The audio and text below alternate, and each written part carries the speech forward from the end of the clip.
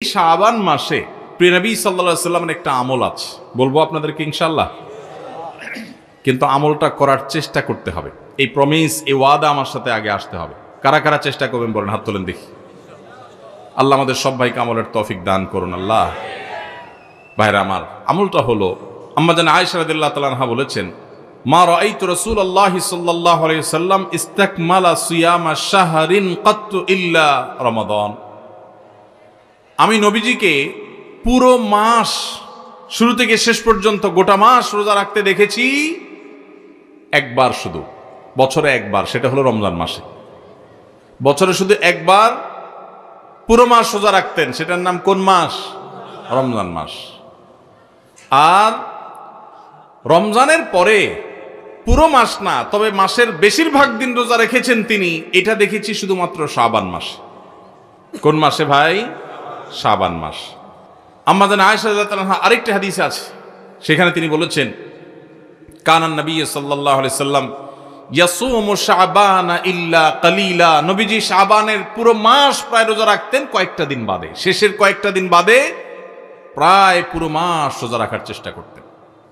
একজন সাহাবী আছেন উসামা ইবনে যায়েদ রাদিয়াল্লাহু তাআলা আনহু, নাম শুনেছেন আপনারা? বাচ্চাদের নাম রাখার জন্য অনেক সময় আমরা নাম খুঁজে পাই না, টালটু, বল্টু, নানটু, সন্টু, দুনিয়ার সব আজগুবি আজগুবি নাম বাইর করি। উসামা কত সুন্দর মাধুর্যপূর্ণ একটা নাম। নবীজি সাল্লাল্লাহু আলাইহি সাল্লামের অত্যন্ত আদরের একজন সাহাবী যায়েদ রাদিয়াল্লাহু তাআলা আনহু, তার ছেলে উসামা ইবনে যায়েদ, নবীজি সাল্লাল্লাহু আলাইহি সাল্লাম নাতির মতো আদর করতেন, স্নেহ দিতেন, ছোট মানুষ ছিলেন। উসামা ইবনে যায়েদ রাদিয়াল্লাহু তাআলা আনহু, এই যে উসামার নামে নাম রাখতে পারেন ছেলেদের, উসামা সুন্দর। আমরা আজকাল শর্ট সংক্ষেপ নাম খুঁজি, নাম উসামা 3 অক্ষরের নাম রাখা যায়। তো যাই হোক, উসামা ইবনে যায়েদ রাদিয়াল্লাহু তাআলা আনহু তিনি বলেন, আমি নবীজি সাল্লাল্লাহু আলাইহি সাল্লামকে জিজ্ঞাসা করলেন, হে আল্লাহর রাসূল, তিনি বলেন যে আমি জিজ্ঞাসা করলাম, হে আল্লাহর রাসূল, মা লাম আরাকা তাসুমু ফি শাবান মা লা তাসুমু ফি গায়রি। আপনাকে দেখি আপনি শাবানে যত রোজা রাখেন অন্য কোন মাসে এত রোজা রাখেন না, কারণটা কি? হেতু কি? এ মাসে এত বেশি রোজা রাখার কারণটা কি? রোজার মাস তো রমজান মাস, কিন্তু শাবানে আপনি বেশি বেশি রোজা কেন রাখেন? নবীজি সাল্লাল্লাহু আলাইহি সাল্লাম তখন উসামা ইবনে যায়েদ রাদিয়াল্লাহু তাআলাকে বলেছেন 2টি কারণ। কটি কারণ? মনোযোগ দিয়ে শুনতে হবে কিন্তু। এই হাদিসটাই আপনি বাসায় গিয়ে আপনার মায়ের সাথে, আপনার স্ত্রীর সাথে, আপনার বন্ধু বান্ধবের সাথে যেন শেয়ার করতে পারেন, সেভাবে মনোযোগ দিয়ে শুনবেন। ওয়াজ মাহফিলের কথা বেশিরভাগই হারায় যায়, হারায় গেলে চলবে না ভাই। আমি কষ্ট করে ঢাকা থেকে আসছি, আমার ভাইয়েরা কষ্ট করে আয়োজন করেছেন, আপনারাও কষ্ট করে আসছেন, সার্থক হতে হবে, এখান থেকে নিয়ে যেতে হবে। হাদিসটা ভালো করে মনে রাখবেন। নবীজি সাল্লাল্লাহু আলাইহি সাল্লাম শাবান মাসে বেশি বেশি রোজা রাখতেন দেখে তার আদরের সাহাবী, নাতির মতো স্নেহ করতেন যাকে, উসামা ইবনে যায়েদ রাদিয়াল্লাহু তাআলা আনহু, তিনি প্রশ্ন করেছেন কাকে? নবীজিকে। কি প্রশ্ন করেছেন? যে হে আল্লাহর রাসূল, আপনাকে শাবানে এত বেশি রোজা রাখতে দেখি, অন্য কোন মাসে এত নফল রোজা আপনি রাখেন না, কারণটা কি? তখন নবীজি কয়টা কারণ বলেছেন? 2টা কারণ। নাম্বার 1, তিনি বলেছেন, যাকা শাহরুন ইয়াগফুলুন নাসু বাইনা রজব ওয়া রমাদান। শাবান মাসের 2 ধারে, 2 প্রান্তে 2টি মাস আছে, যে 2টি মাস অনেক মহিমান্বিত, মর্যাদাপূর্ণ। শাবানের আগের মাসটার নাম কি ভাই? রজব। এই রজব মাসটা মহিমান্বিত কোন কারণে? মেরাজের কথা বলছেন। রজব মাসটা কেন মর্যাদাপূর্ণ, কেন এর মর্যাদা বেশি? দেখেন, এত বড় মাহফিলের 2-4 জন মানুষও জানেন না, 2-4 জন মানুষও জবাব দিতে পারেননি, একজন থেকেও আসে নাই অডিয়েন্স থেকে। স্টেজ থেকে এক ভাই বলেছেন, দেখুন রজব মাসের মর্যাদার কারণ হলো সম্মানিত 4টি মাস আছে। কোরআনে আল্লাহ তাআলা সূরা তাওবায় একাধিকবার এই সম্পর্কে আলোকপাত করেছেন। আল্লাহ বলেছেন, ইন্না ইদ্দাতাশ শুহুরি ইনদাল্লাহি 12 শাহরান ফি কিতাবিল্লাহি ইয়াওমা খালাকাস সামাওয়াতি ওয়াল আরদ মিনহা আরবাআতুন হুরুম। বছরে 12টি মাসের মধ্যে 4টি মাস আছে সম্মানিত, মর্যাদাপূর্ণ। আল্লাহ এগুলোকে সম্মান দিয়েছেন, বিশেষ মর্যাদার মাস। রমজান তো সবচেয়ে শ্রেষ্ঠ মাস আছেই, রমজানের পরে মর্যাদার বিচারে সম্মানিত মাস কয়টা? এই 4টার মধ্যে নবীজি সাল্লাল্লাহু আলাইহি সাল্লাম সহিহ বুখারীতে এই 4 মাসের ব্যাখ্যা বর্ণনা করতে গিয়ে তিনি বলেছেন সালাসুন মুতাওয়ালিয়াত, এই 4টার মধ্যে 3টা হলো ধারাবাহিক, জিলকদ, জিলহজ, মুহররম, আর চতুর্থ মাসটা হলো ওয়া রজব মুদর আল্লাযী বাইনা জুমাদা শাবান, এই যে রজব মাসটা। তাহলে রজব মাসটা সম্মানিত 4 মাসের একটা, সেজন্য এই মাসটা মূলত মহিমান্বিত। এই মাসে নবীজি সাল্লাল্লাহু আলাইহি ওয়াসাল্লাম মেরাজ হয়েছে বলে অনেক ইতিহাসবিদগণ বলেছেন, আবার অন্য মাসে হওয়ার কথাও আছে। কিন্তু আসল তাৎপর্যের কারণ হলো রজব মাসটি হলো সম্মানিত 4 মাসের একটা। এটাও আমরা অনেকেই প্রথম শুনলাম জীবনে। যাই হোক, সে বিষয়ে কথা বলা আমার উদ্দেশ্য নয়।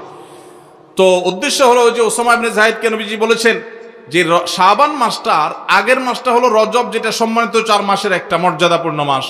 আবার শাবানের পরের মাসটা কোনটা? রমজান, সেটা হলো বছরের সবচাইতে সেরা মাস। তো নবীজি বলেছেন 2টা মর্যাদাপূর্ণ মাসের মধ্যবর্তী শাবান মাসে মানুষ আমল ইবাদত না করে অবহেলায় বেশিরভাগ মানুষ কাটায়। বেশিরভাগ মানুষ অপেক্ষা থাকে রোজা কবে আসবে, তখন কোরআন তেলাওয়াত শুরু করব। রমজান কবে চাঁদ দেখা যাবে রমজানের, তখন নামাজ ধরবো। রমজান কবে শুরু হবে, তখন থেকে আমি তারাবি পড়া ধরবো, ভালো কাজ করা ধরবো।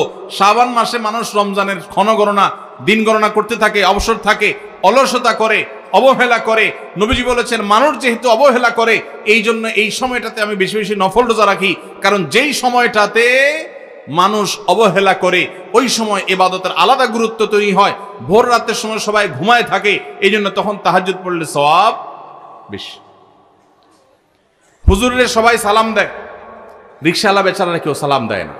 আপনি যা রিকশাওয়ালাদেরকে আসসালামু আলাইকুম বললেন কেন?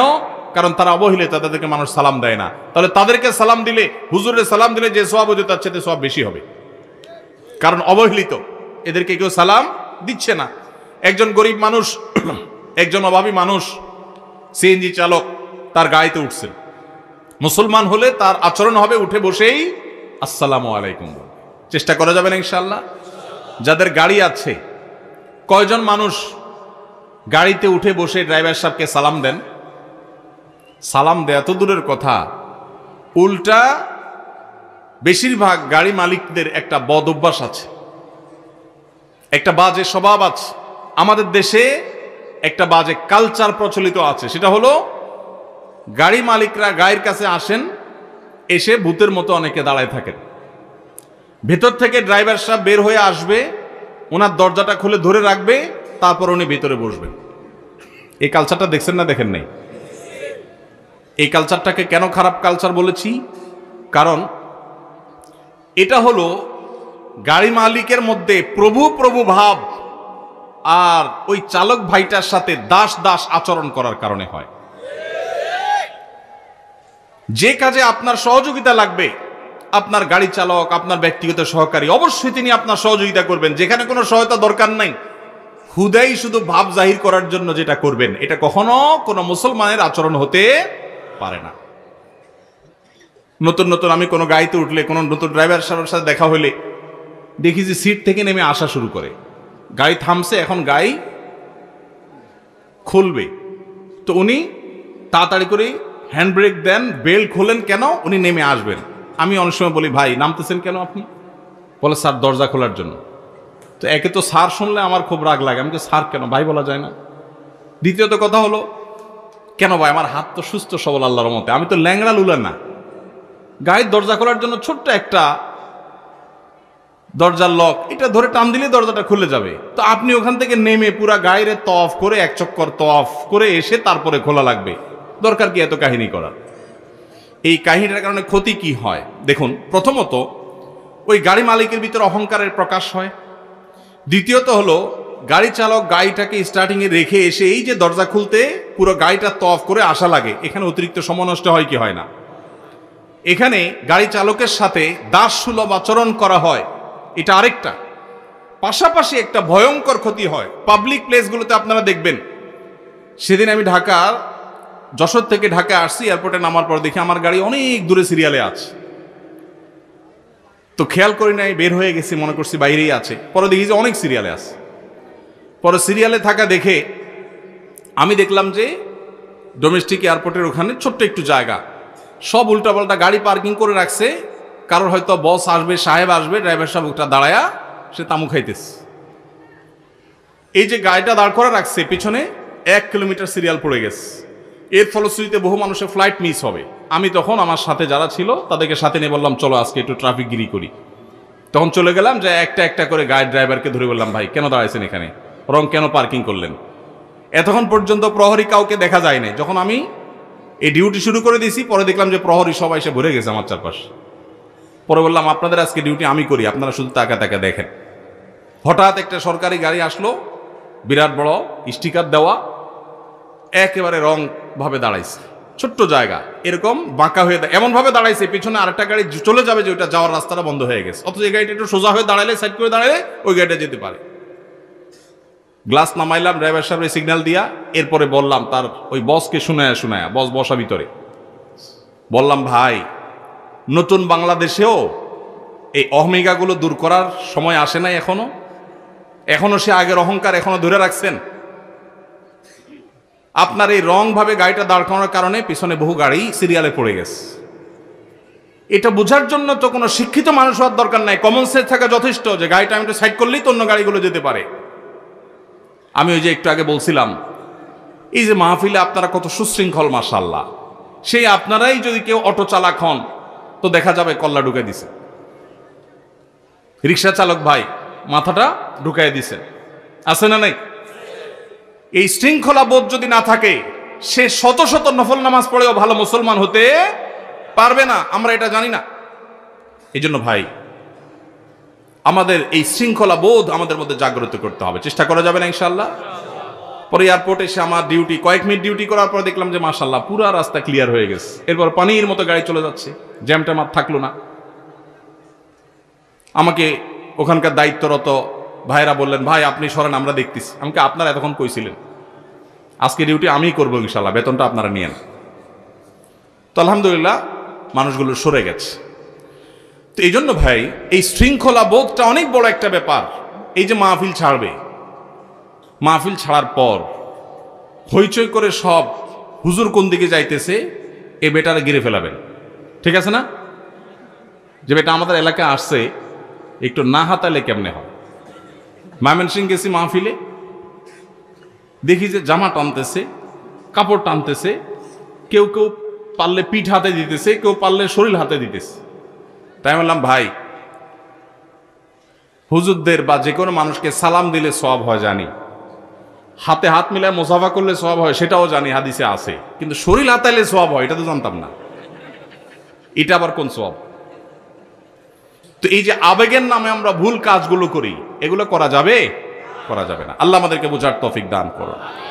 তো বলছিলাম, নবী করিম সাল্লাল্লাহু আলাইহি সাল্লাম ওই যে আমল শিখিয়েছেন, শাবান মাসে মানুষ অবহেলিত থাকে, সেজন্য এই মাসে আমলের গুরুত্ব বেশি। অতএব যেই কাজটা মানুষ অবহেলিত করে, গাড়ির ড্রাইভার থেকে কথাটা আসলো, গাড়িতে উঠার পর চালককে সালাম দিবেন আসসালামু আলাইকুম করে। যে মালিক গাড়িতে উঠে বসে চালককে সালাম দিতে পারেন, সেই মালিকের মধ্যে অহংকার নাই ইনশাআল্লাহ, তিনি বিনয়ী মানুষ। আল্লাহ আমাদের সব ভাইদেরকে বিনয়ী হওয়ার তৌফিক দান করুন। ওই যে গাড়িগুলো ড্রাইভার সাহেবদের দরজা খুলে দাঁড়ায় থাকে, কালচারটাকে খারাপ কালচার বলছিলাম যে কারণে, সেটা এখনো শেষ হয় নাই। ওই এয়ারপোর্টের বিষয়টা যে আসলো, সেটা কেন আসলো? এক একটা গাড়িতে ধরেন আপনি এয়ারপোর্ট, হসপিটাল, স্কুল, কলেজ, বিভিন্ন পাবলিক প্লেসে অনেক গাড়ি সিরিয়াল ধরে ধরে আসছে, একটা একটা করে যাত্রী নামাচ্ছে আবার চলে যাচ্ছে। দেখা যায় যে বিরাট ভিড় হয়ে যায়। এই ভিড়ের যতগুলো কারণ থাকে, এর একটা হলো এই কালচার। কেন? কারণ গাড়িটা এসে থামছে, যদি গাড়ি মালিক বা গাড়ির আরোহী তিনি সাথে সাথে পট করে দরজাটা খুলে নেমে যান, শেষ হয়ে যায়। রং সাইডে নামলে অনেক সময় গাড়ি চালক এসে দরজা খুলতে হয়, কিন্তু যখন বাম সাইডে আপনি নামবেন তখন তো সাইড করা, দুর্ঘটনার কোনো ভয় নাই, তিনি দরজা খুলে নেমে যেতে পারেন। কিন্তু চালক হ্যান্ড ব্রেক দিয়ে বেলটা খুলে উঠে এসে গাড়িটার চক্কর দিয়ে তারপরে দরজাটা খুলে ধরবে, আপনি নামবেন, আবার দরজা আটকাবে, আবার সে তার জায়গায় গিয়ে বসবে, বসে গাড়ি টান দিবে। অতিরিক্ত সময় নষ্ট হয় কি হয় না? নামতে যত সময় লাগতো তার চাইতে 3 গুণ সময় অনেক সময় লেগে যায় এই প্রসিডিউর করতে গিয়ে। এটা করতে গিয়ে এক একটা গাড়িতে একজন মানুষকে ড্রপ করতে যদি লাগতো 1 মিনিট, সেটা লাগে 3 মিনিট। তাহলে এভাবে 50টা গাড়ি যদি যাত্রী নামায়, তাহলে 3 50 150 মিনিট নষ্ট হয়। এই 150 মিনিট যদি বেঁচে যেত, তাহলে এই জায়গায় এই জ্যামটা হতো না। আমি কি বুঝাতে পারছি?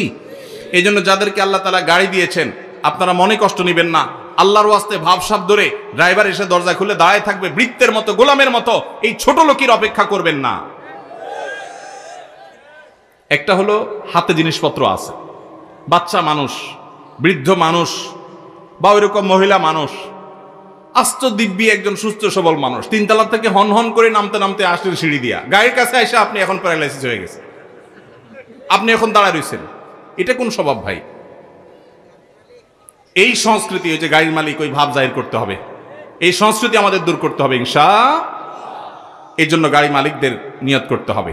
আশা করি আমরা এই চেষ্টাটা করব। তো আমি যেটা বলছিলাম, ড্রাইভাররা তাদেরকে সালাম দেন কিনা, কাজের লোকরা সালাম দেন কিনা, রিক্সা চালককে সালাম দেন কিনা? যদি দেন, তাদেরকে কেউ দেয় না, আপনি দেন, তাহলে অন্য মানুষকে, একজন হুজুরকে সালাম দিয়ে যে সওয়াব হবে, ওই যে অবহেলিত যাকে কেউ সালাম দেয় না, সেখানে সালামের কালচার যদি আপনি জিন্দা করেন, সওয়াব একটু বেশি হবে ইনশাআল্লাহ। তাহলে এই যে শাবান মাসে নবীজি বেশি বেশি রোজা রাখতেন, কেন?